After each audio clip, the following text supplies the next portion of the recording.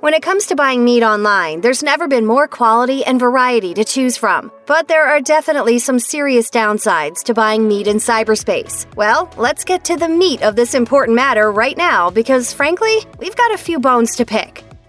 When you're shopping for chicken, you want to see pink flesh, not dull gray flesh. When looking at beef, you really want to see marbling on a ribeye or T-bone with bright red flesh in between those luscious layers of fat. But when it comes to online delivery, there's a good chance that what shows up at your door won't look remotely like the pictures you see online. And rest assured, things can get very sketchy indeed. A door-to-door meat peddling company is getting so much heat for its sales practices, it may have just given up. Since you can't personally check out the product before you buy, you'll have to trust someone else to choose the meat for you. You won't be able to see if there's anything wrong with that meat either. And how will you know whether or not your chicken breast has seen better days? You can't if you're simply clicking checkout and crossing your fingers. When it comes to ensuring freshness, the grocery store is still your best option.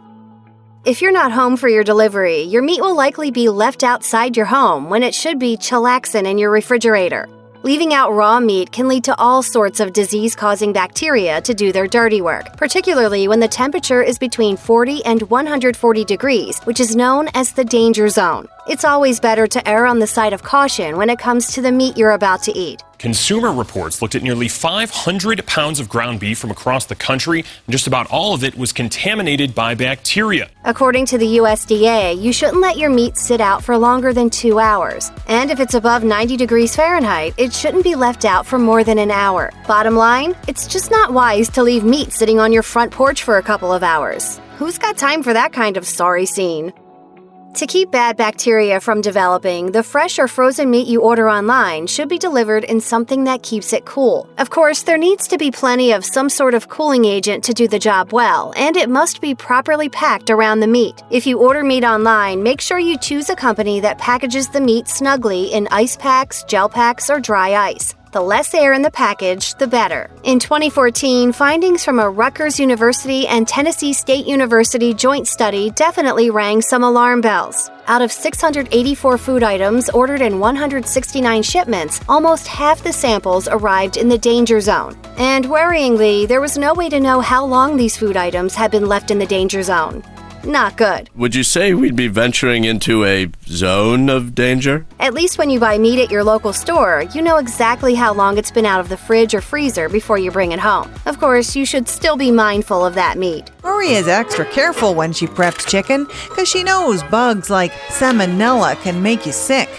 So what happens to your meat if there happens to be a delivery delay? Where exactly will that meat be stranded while you eagerly, impatiently, worriedly wait for it to arrive on your doorstep? Rest assured, if that meat spends too much time in, say, an unrefrigerated warehouse or a post office, it can lead to some rather serious food safety issues. And you might not even know your meat is unsafe to eat until after you make yourself sick.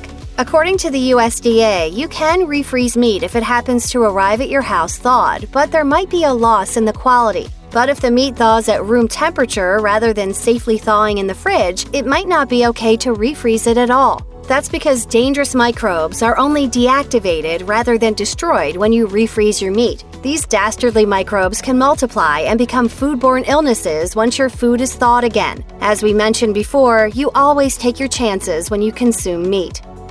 Grab-and-go items are popular because they're so very convenient and they save people lots and lots of time. If you're looking for high-quality, ethically raised meat, you'll find quite a selection online, but you'll probably end up spending a lot of time researching that meat.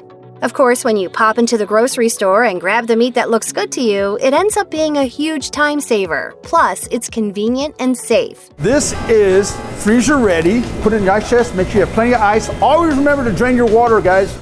Some people hate grocery shopping. Others enjoy it. There's something to be said for strolling through supermarket aisles like you own the place, looking for deals, stocking up on supplies, the whole 9 yards. There's also the social factor. Even if you aren't gabbing with shoppers, at least you're around other humans. And we're social creatures at the end of the day, aren't we? Shopping online is a far lonelier experience in comparison, is it not?